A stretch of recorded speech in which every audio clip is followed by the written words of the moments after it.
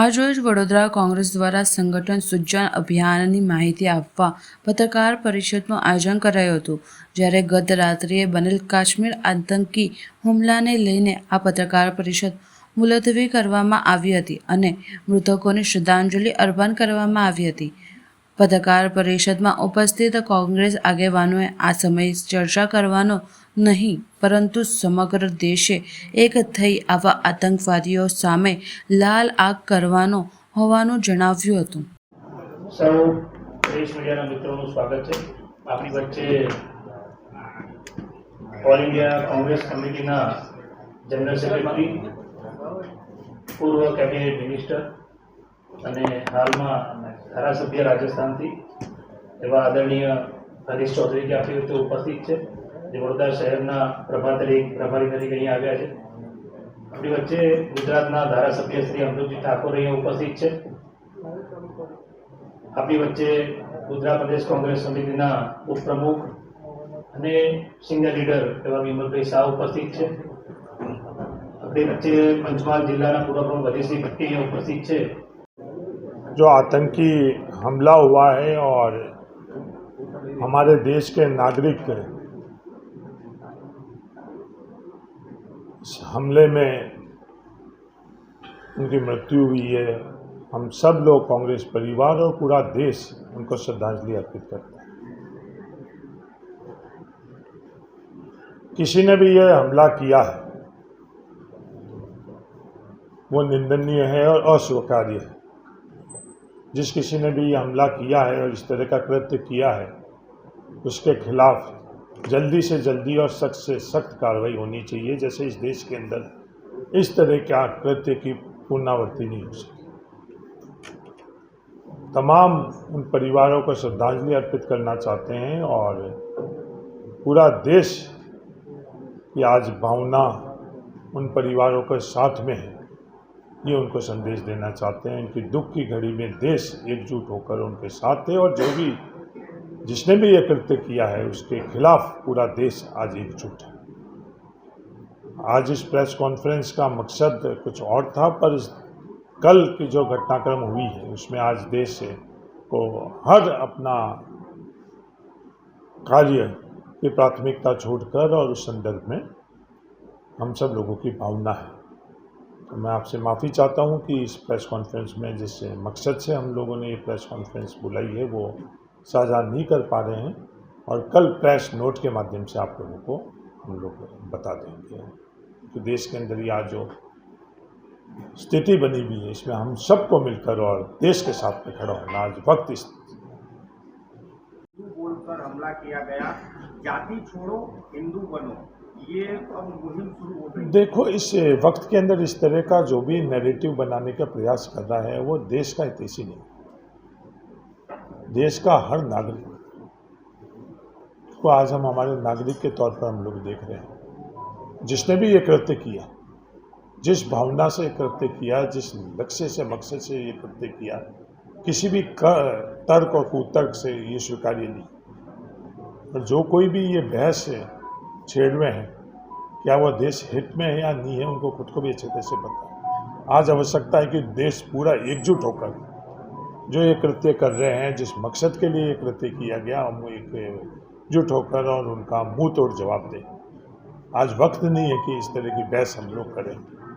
जो भी ये करने का प्रयास कर रहा है उसको मेरी यही विनम्र विनती है कि ये सोच हमारे देश के लिए ठीक नहीं.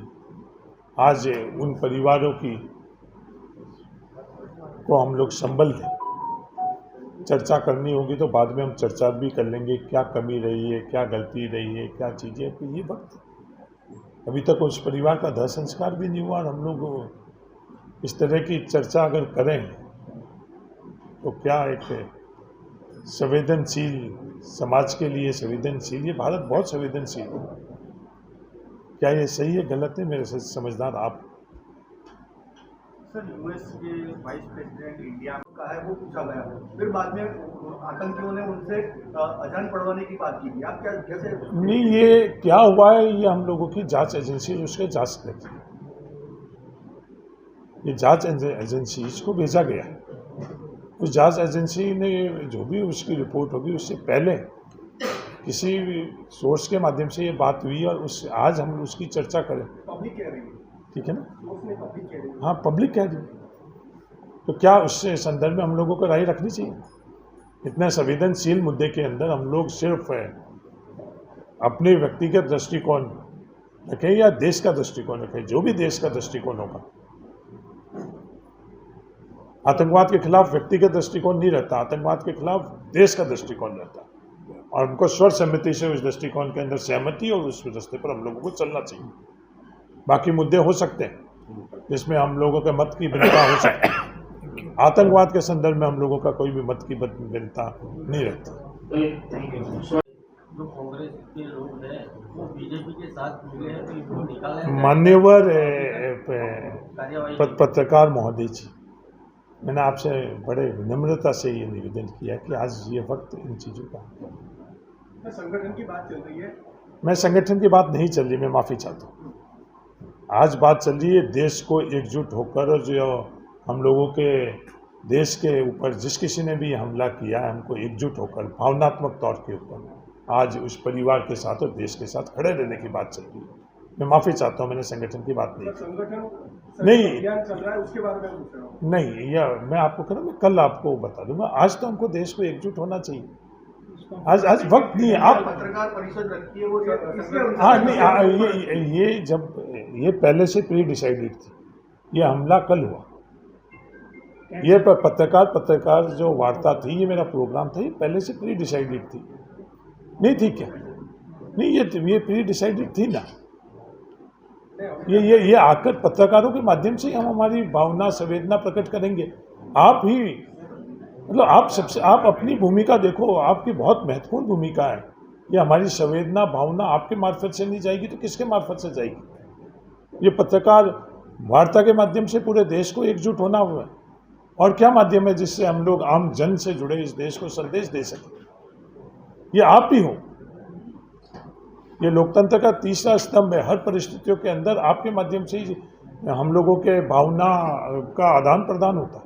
इसके लिए आपको जानकारी नहीं दी गई। नहीं, मैं माफ़ी चाहता हूँ अगर जानकारी नहीं दी गई। पर आज अब देश के अंदर ये एकदम ही एक इमरजेंसी नहीं है, सुपर इमरजेंसी का स्थिति बनी हुई। कल जो पुलवामा में अटैक हुआ, उसमें सब सऊदी गए थे, उस समय ये हमला नहीं, किसी भी समय इस तरह का जो हमला है, किसी भी समय इसको इजाज़त नहीं। इस देश के ऊपर जिस किसी ने भी इस तरह का कृत्य किया, हमला किया, किसी भी समय नहीं, कोई भी समय, किसी भी परिस्थिति के अंदर इस देश के अंदर इस तरह का हमला हो, ये अस्वीकार्य। ये देश के इसको स्वीकार नहीं कर सकते। ये जो समय के बारे में भी जो भी बात की जा रही है, कोई भी समय हुई, किसी भी परिस्थितियों के अंदर ये स्वीकार्य नहीं। तो कांग्रेस जवाबदेही की मांग करेगा, क्योंकि जवाबदेही तय नहीं होती। ऐसे हमलों के बाद हम सिर्फ देखो, आज का वक्त श्रद्धांजलि का है। आज का बहस हम लोग तर्क वितर्क आरोप प्रत्यारोप क्या आज का होगा? अभी तक उनकी अर्थी, उनका शव वो हम लोग जो हमारी खुद के जो भी जिस व्यक्ति की जो परंपरा है उसके हिसाब से उनको करने दो। उसके बाद बात करेंगे, उसके बाद पता चलेगा क्या वहाँ किन परिस्थितियों में थी। आज हम लोगों के देश की जो एजेंसीज हैं, एजेंसीज भी पता कर रही है। देश इंतज़ार कर रहा है सच्चाई सामने आने का। तो उससे पहले हम लोग ये बात कर और इस देश को क्या बनाना चाह रहे हैं, ये तमाम जो बातें हैं, सवाल है, चर्चा है, वक्त होता है हर चीज़ का। आज इस वक्त के अंदर हम लोगों को, आज जो समय है, परिस्थिति, हमको उसमें ये चर्चा करनी चाहिए। सर, ये संगठन सर्जन अभियान का मुख्य उद्देश्य क्या है? मैं कल प्रेस विज्ञप्ति के माध्यम से आप लोगों के पास भेज दूंगा और कल आप में से कोई भी मेरे से व्यक्तिगत है, अगर आप आए तो मैं आप लोगों को साझा करूँगा।